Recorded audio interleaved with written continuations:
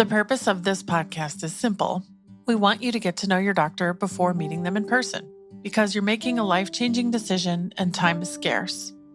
The more you can learn about who your doctor is before you meet them, the better that first meeting will be. There's no substitute for an in-person appointment, but we hope this comes close. I'm your host, Eva Shea, and you're listening to Meet the Doctor. Welcome back to Meet the Doctor. My guest today is plastic surgeon James Marotta. He practices on Long Island in New York. Welcome to the show, Dr. Marotta. Thank you for having me. Appreciate the invite. Good to see you again. Good to see you as well. You're one of the few people who had I'm not sure it was a privilege of being on the very first podcast I ever built, which was the Real Self University podcast. And I learned so much from doing that. And so what that tells me is that you're the kind of person that likes to try stuff. Sure. And is up for marketing experiments. So I appreciate that. I like experiments with marketing, with technology, with anything in the plastic surgery world, aesthetic treatment world. I like new stuff. It's kind of fun. And so you've been in practice for how long now? I've been in practice for 18 years. And I also think you hold the distinction of being one of the few plastic surgeons in the world who's written a book for patients. Am I remembering that right? I've written a book for patients as well, yeah.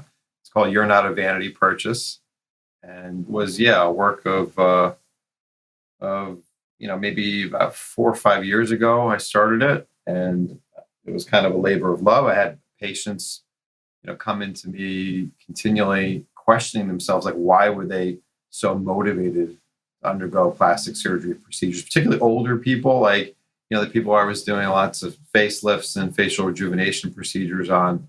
A woman would come in her like early mid 70s and say, my husband's gone. I have nobody to do this for, but I don't know. Am I vain? Am I crazy? Why do I care about the way I look at this point?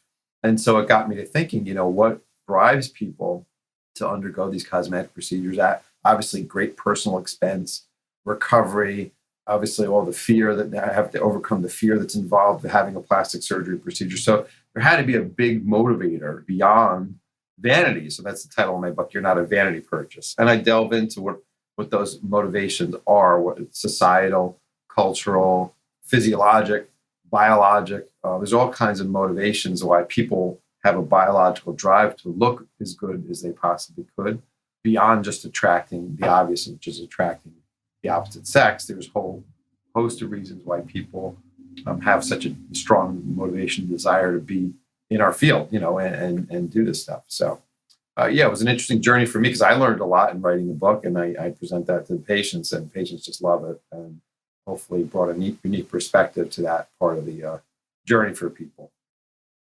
And so you're talking to people who are already in front of you. They all overcame their guilt or their obstacles in making that decision. Did you ever find a pattern among them?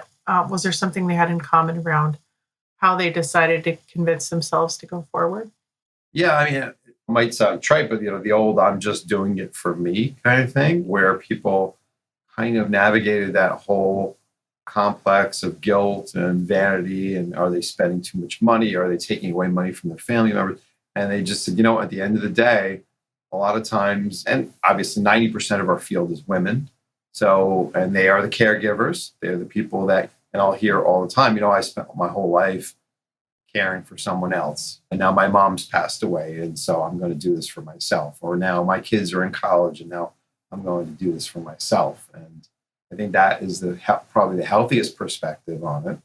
Because if you're driven by your desire to please other people other than yourself, you're kind of driven to fail, because sometimes people won't necessarily recognize what you've done or approve of it. Or I've had that experience a lot of times with patient motivations. Unfortunately, like whole family making this, my vivid example of the poor woman who was having a facelift and forehead lift and upper and lower eyelids and the whole deal. And she didn't really tell her family, but her family was like dead set against it. And they just made her life a living hell in recovery. And, telling me, what did you do? You're going to regret this. And it was a whole kind of emotional thing that we had to support the patient through. And long story short, once she got through the process, she healed well. She looked great. Her family came around and said, "Oh, now I get why you wanted to do this," but put her through a living hell in the process. So, yeah, it can be emotional around plastic surgery for patients. So the book was really a way to help people navigate those situations and to help them feel that they're really not alone. We have a Facebook community too, centered around the book, that helps people to share their stories about motivations and guilt and things like that surround our field, because it's kind of a strange phenomenon. It's getting less, obviously, with social media, with everybody putting everything on Instagram and sharing. The younger people being much more willing to share their surgical experiences and their kind of before and afters and what they went through, and it being less and less taboo as every year goes on. But for the older generation, I think that's still somewhat taboo. Did your experience writing the book change the way that you practice every day in terms of how you communicate with your patients then? I think so. I mean, I think you have to be a really good communicator in my field. You have to, because the secret to getting, and I always say this, I have the greatest patients. People are pretty much universally happy. They're grateful. And it's because communication style weeds out those patients that I can't make happy, that won't be grateful, that will never be satisfied, because I'm a pretty honest person. I try to meet people where they are and deliver their expectations as well as I can. And if I can't meet those, I try to stop the conversation or give them something else that may meet their expectations. And so I think that's helped me in practice. And I've learned that not only over all the years of practice, obviously the book also helped me flesh that out. But, I've really done that. I luckily trained at great places to, learn from master surgeons, and who were not only great surgeons, but great communicators with patients as well. So I think modeling that really helped me in my early career, and then gets carried through to now. Mm-hmm.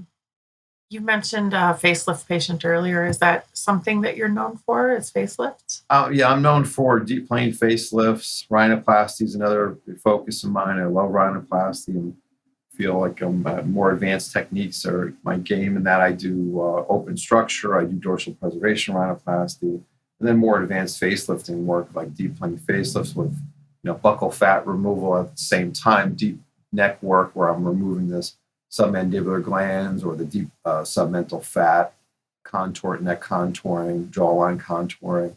I do facial rejuvenation surgery, the gamut of it, eyelid surgery. I do tons of eyelid surgery. And we have a hair restoration practice. Grew from a single practitioner. Now I have an associate, I have a PA, I have 2 nurse injectors, 2 estheticians. We're a practice of about 35 people. We're expanding our current space we're a single location, but I kind of outgrew the building that I built about 10 years now. We've been in this location and we've outgrown, so we're expanding the building to hire more people and have more practitioners under the same roof, and then probably we'll go to a multi-location situation, within a few years. This is coming back to me because I think when we spoke last time, I think you were still shut down for COVID and couldn't see people. Yeah, that was something. That was a strange period. Yeah, and very scary. I'm sure for all the aesthetic practitioners out there who have a small business that you had to shuttle for several months and not know what was going to happen. And thankfully, PPP got us all through that. And it was a way of, kind of learning a lot about yourself and a lot about your practice. We were able to keep every employee that we had on, which was great.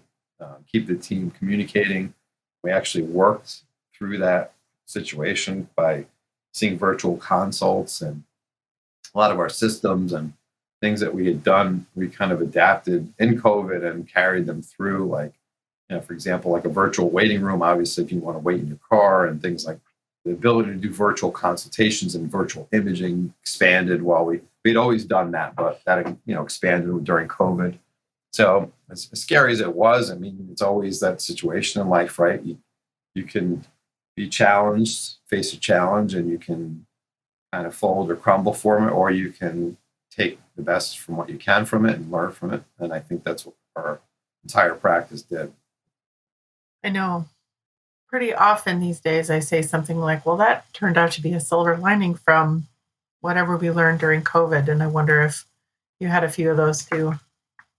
Yeah, I mean, I think it's also personality type, how you look at the world that has to do with your response to crisis, I think is a major test of your mettle in that sense. And for me, it was really, okay, well, what's the alternative? I mean, you either have to find a way to make the best of this situation and come out of it stronger, or you can sit there and cry all day. I don't know. Mm-hmm. So for me, it's always okay. How do I take a seeming negative and turn it into a positive or something we can capitalize and learn from? And that's really what keeps life also interesting. If you can learn from those experiences. So we tried to do that through COVID. I know there's a lot of us who support plastic surgery practices, and we talk to each other too. And I recall seeing a very distinct separation. There were the people who let their staff go immediately, and there were the people who tried to save them and hung on as long as they could. And some of the ways that happened really shocked us. And I find it remarkable that you hung on to everybody all the way through, especially in New York, where you were shut down longer than most. Yeah. Yeah, I was kind of shocked of hearing the number of practitioners that did that almost immediately. And for me, it was the thinking, okay, well, this will be a few months. And obviously, you're taking a major financial hit from that. But when things are back up and running, I'm going to need that staff to make up that lost income potentially. So, and why incur the additional cost of now hiring new people? Every staff member you lose costs you tens of thousands of dollars in training and lost productivity. And so that's what my thinking was, is like, okay, well, yeah, it's costing me here in the short run a paycheck, but in the long run, I'm going to be saving money if I retain this great employee who I've had for many years, who already knows the system. And sure enough, post-COVID, what happened to our field? The post-COVID boom. It was 2022 was a great year, and we were just so busy that we needed every staff member that we had retained, and thank God we did. The way you did that tells us a lot about you and how you feel about your staff. And I wonder if you ask them, how would they describe you? The word that patients, staff, everybody uses us around us as family. We just had a patient, actually a staff member who she was thinking about leaving. She was offered more money and a position in a field that she likes, not plastic surgery, but it was a different field that she's kind of been involved in for years, and came back and said, you know what, I can't leave my Marotta family, literally crying, because we do try to understand that beyond, the employee obviously is a person that we develop a relationship with, a bond with. And when we hire somebody, we usually hire extremely talented people. So it's not a matter of their abilities to produce or be great. And if we do make a mistake in hiring, we realize that pretty quickly. And so everybody we have on staff is phenomenal. And if you go online and look at my reviews, and you'll see as many accolades about me as you'll see about my staff. The staff was incredible. My experience was top notch. It's because we treat them like family, and we have a nice little cycle. We call it, and actually they have it posted, called the happy cycle. You have happy employees produce happy patients produce a happy business, right? And so the cycle goes round and round, and we never forget that. And so we try to keep our employees good work environment where people can grow and learn, and treat them well. And can't do everything for everybody, and there are plenty of times where we've seen talented people decide to leave their practice, but our employee retention, or what's called Net Promoter Score, where your employees will recommend you to work to somebody, as a place is always through the roof. And we monitor these things about employee productivity and happiness in our practice. And how we do it is by cultivating a family environment. You're giving all your secrets away. It's just surveys and happy staff. Yeah. Is the secret to success. That's it. It's easy. Mm-hmm. Don't get any arguing for me. I think the best thing I have ever done in my career was I spent 5 years surveying patients. Mm-hmm. And it informed the way that I think about everything. And then it helps me spot the good ones too, which is really nice. Yeah. Yeah. It's eye-opening sometimes because you can lose sight of that. You can be a really great practitioner and you can be doing well for years, and then something changes and you lose sight of what got you there, which is one happy patient sends another happy patient sends another happy patient.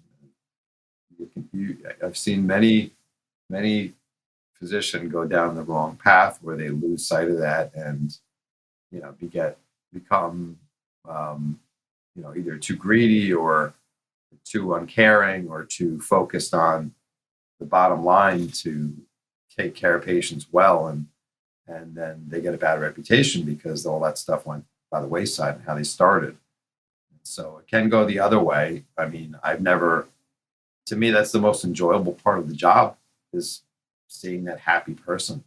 If I didn't have that, I wouldn't be doing this anymore because I just feel like, at the end of the day, I'm here to make somebody tell me that I changed their lives. I made them happy. I made them cry because they were happy. I made them, have confidence. I made them, that's, to me, that's my legacy. When I'm gone, I'm going to have left, maybe some people will say, oh, Dr. Marotta, he was a good guy. And he changed my life for the better at some point. In the world of cosmetic surgery, superficiality, all those things, at the end of the day, what makes me sleep well at night is that I think about all those patients that told me that literally in tears or crying that have changed the way they look at life from a physical change, and I mentioned that in the book. It's, it's a physical transformation can lead to a spiritual transformation for people. And if you lose sight of that, you can be callous in this work and in cosmetic surgery. So you got to really kind of keep that in mind, and so that's what makes me get up in the morning. That you mentioned having great mentors in your training, and I'm curious if this is, or if one of them was an influence on the way that you think about this now, or did that come from somewhere completely different? My mentors were certainly obviously I learned the technical parts of what I do from them. I learned the patient communication portions of what I do from them. I think for me, some of the things I'm talking about now were more kind of a journey for myself. Because I think if you had asked me as a young person or even as a 20-something or 30-something-year-old going into medicine, I would end up being, a cosmetic surgeon who does vanity stuff. I would tell you were crazy. My goal initially was to go into, I was going to be a psychiatrist, and then I was going to be a neurosurgeon, and then I was going to be, and I was thinking about oncology and all these kinds of things where you're in the situations where you're helping people at their worst parts in their lives, and to go into something that's quote unquote a vanity kind of thing would have been the least, possible field I would have chosen. So, but coming around to it, I think that some of the things the way I look at things now is more part of what my journey was from a rationalizing and a spiritual kind of place about feeling good about what I do. You've done a fair amount of humanitarian and what's the word I'm looking for? Philanthropic work. Mm-hmm. You want to tell us a little more about that and what you've done? Sure. Again, I think that's something I've learned from great mentors, to give back and also to kind of reconnect with your roots about why you became a physician in the first place. Because, I mean, let's face it, yes, you have the opportunity every day to do good by patients, but in the fee-for-service world, you're exchanging you're being paid a lot of money to do as well as you can for that patient. So you better deliver on that promise. But to be able to take care for people who really need it the most, who you're not getting anything from it other than the satisfaction that you're helping another human being, that's always been something that tickles your heart in a different way. So I've done, from the get-go, I volunteered for the National Domestic Violence Project run through the AFPRS, and I've done some work with them. I've done some charity work with, we have a Long Island chapter against LAADV, against the domestic violence. Then I've done some mission trips as well to Guatemala, and where we do cleft+nasal surgery for people born with cleft palate. Sometimes they'll have cleft+nasal deformity, or microtia, which is where you're born without ears. And so I've done some mission trips there, and I intend to go back again. I missed the mission trip this year, but I'm going to go back again next year to do that. So yeah, that's always been a part of my career too, as well. I think that's something that keeps you just really grounded and makes you feel that you're doing some good by what you're doing. Using your skills to be able to help other people is the greatest reward as a physician, for sure. You also said really early on, I think in the first question that I asked you, you mentioned being a bit of an early adopter with technology. Is there anything that you're excited about that's out right now or kind of emerging on the scene? Yeah, I mean, we're always looking for the holy grail of non-invasive skin tightening. And, being a surgeon, obviously, as I mentioned, I do a lot of deep plane facelifts and deep plane neck work. But there's patients who are, they're early, they may have early laxity, skin laxity that you want to kind of tighten up. And so pretty much every non-surgical device that we have claims to, in one sense or another, cause skin contraction or skin tightening. One of the latest, and I'm pretty excited about, we're kind of doing a small study on it. It's called ELICOR. ELICOR is dermal microcoring, which removes these tiny little cores of skin, which are so small that you can actually heal from the standpoint without scar. So essentially, scarlessly, you can remove skin from anywhere in the body, 5 to 8%, depending on where you do the settings at a time, and you can do multiple treatments. So I think theoretically, it's probably the most promising thing that we've had for skin tightening, and it's still relatively new. There's some clinical studies out, obviously from the company, but we're doing our own clinical study on it, and excited to see kind of where the results head, because it's great. It'd be great for just touch up kind of things too, if patients have a little bit of laxity that they need addressed, and we're hoping maybe it has some effect on dermal remodeling for scars and things like that. So that's kind of an exciting technology. Some of the newer stuff that we have, like with muscle stimulation, we have EMSCULPT+neo, which basically builds muscle while it's melting adipose tissue. You're seeing improvement in skin tightening and cellulite. And we have really kind of a technology-driven business, because there's 3 branches. There's Marotta Plastic Surgery Specialists, which is the surgical branch, then Marotta Med Spa, which is our Med Spa branch, and then Marotta Hair Restoration. We do hair restoration as well. So all those 3 branches, and we try to get obviously the latest technology for the Med Spa. And so, and that portion of our practice is going to be expanding as we expand the building. We're going to double in the next year, probably double the number of exam rooms that we have in the practice, and create a whole new, second floor with office space, and because we just outgrew the building that we're in. Again, you outgrew that. Again, yeah. We started in a smaller 3,100 square foot practice, and then I bought a piece of land, and we built from the ground up a 6,500 square foot facility.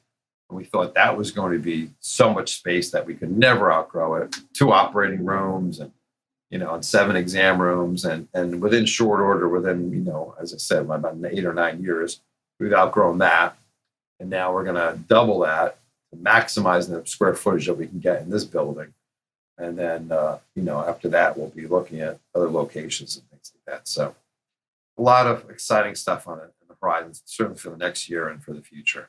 It sounds like it. And you're also relatively chill about it. Like, you don't sound stressed or worried about it at all.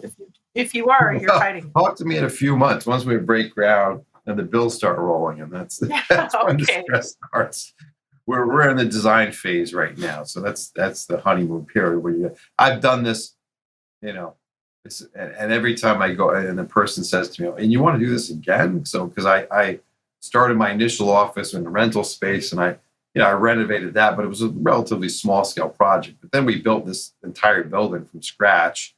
And now we're going through, and I built my own, we built our private home, and now we're building this. So I've done, as anybody's gone through a building project, you know how what a nightmare it could be. But I keep inviting these nightmares back to myself again and again. So, and this is hopefully, probably won't be the last one. I won't say. Probably not. Your track record is starting to speak for itself. Before we talk about who you are away from work, I want to ask you if there's anything you want your patients to know about you before they come to see you, if they don't already know you. I love when patients just come in and are honest and open with me. I'm a pretty easy guy to talk to. I want you to come in with an open mind. You may think you have it nailed down in terms of what procedures you need. Most people are very respectful and ask for my recommendations and strategies and things like that. And it's what I want them to know. It's a collaborative kind of atmosphere, where I want to meet you where you want to be met in terms of your results and your expectations, and be realistic about it. And I want to make sure that you know what can be achieved and what can't be achieved. And that's what the consultation process is. And, you should have a good relationship with whoever you're going to have operate on you. I think the wrong approach is to think that everybody's skill set is the same, everybody is equal, and to shop on price, because that's not a good way to pick a person that's going to be operating on you. And I think my advice would be, I may not be the right individual or person for you, but if you come in and explore that, you should do that with multiple surgeons to find out who that person is. I think that's the most important thing for patients to do. Obviously, to check credentials, board certification is extremely important. Background training, where you trained, what you did, how many surgeries of the type that you do per year. Ask all those important questions. And if you have any patients have any questions about that, you can look for some tips in the book as well. I kind of go through what I think is important in terms of looking at comparing before and after images. How do you do that precisely? How do you really vet the different surgeons you're considering? That's great advice. Thank you. If someone is interested in coming to see you, where should they look for more information? Website's easy. It's marotta.md.com. So it's MAROTTAMD.com. You could find us on Instagram, Marotta Plastic Surgery Specialist. Dr. James Marotta is my individual account, hashtag. That's how you can find us. I will put all of those links in the show notes and make them easy to find. Great. Thank you. What do you like to do when you're not at work? Nowadays, I've become golf obsessed. I didn't have a lot of time. I grew up around golf courses. My dad was a great golfer, and he tried to introduce the sport to me when I was young, and I was too into baseball and football, and I thought golf was boring and slow moving. And then I played maybe once a year on average, or maybe even once every 3 years while my kids were little, because I had never had the time. And I didn't have the money, and I didn't have the ability to go out and play. And in COVID, golf courses kind of took off because everybody had nothing else to do. And there's a wide open space you can go to. You don't have to worry about catching COVID out in the outdoors. So golf memberships went through the roof. And I was one of those guys who joined during COVID. And I realized that I missed all those years, and I missed them for a good reason, though, because I was starting my practice. I was a resident. I didn't have money to be a country club member. And my kids were little, and I couldn't leave my little kids and my wife for 5 hours on a Saturday or Sunday to go play golf. I wouldn't have been a good dad if I did that. So now that my kids are older, my son's in second year in college, my daughter's a senior in high school, and they don't want to spend as much time with their dad anymore. That freed me up, and I have some more time on the weekends. So I play a lot of golf, and I've become obsessed. I dropped my handicap if anybody knows about golf, it's, handicap is your gauge of how good you are at golf. And most people start at a very high number, around 27 handicap. And that's kind of where I started, which means you're shooting in the hundreds. And then within 3 years now, I'm down to being a 9 handicap, which is pretty good, about 70, maybe 75th to 80th percentile in golf. And my goal for next year is to get into that elite group where I drop it to, low single digits, and we'll see if that happens. But that's my obsession. That's a good goal. Yeah. You'll never quite, it'll never be perfect. So I think that suits your personality pretty well. That's right. I'm just, what? I can't do anything with just for fun. I gotta make it always, but it's more fun when you're getting better at something. I don't like to do stuff and just kind of hang around at the same level. I like to challenge myself and get better. So good luck with the golf and all the expansions and the projects. Thank you. Thank you for joining us today. It's really a privilege to have you on. Thank you so much for having me, Ava. I really appreciate it. If you're considering making an appointment or are on your way to meet this doctor, be sure to let them know you heard them on the Meet the Doctor podcast. Check the show notes for links, including the doctor's website and Instagram, to learn more. Are you a doctor or do you know a doctor who'd like to be on the Meet the Doctor podcast? Book your free recording session at meetthedoctorpodcast.com. Meet the Doctor is made with love in Austin, Texas, and is a production of The Axis, TheAxis.io.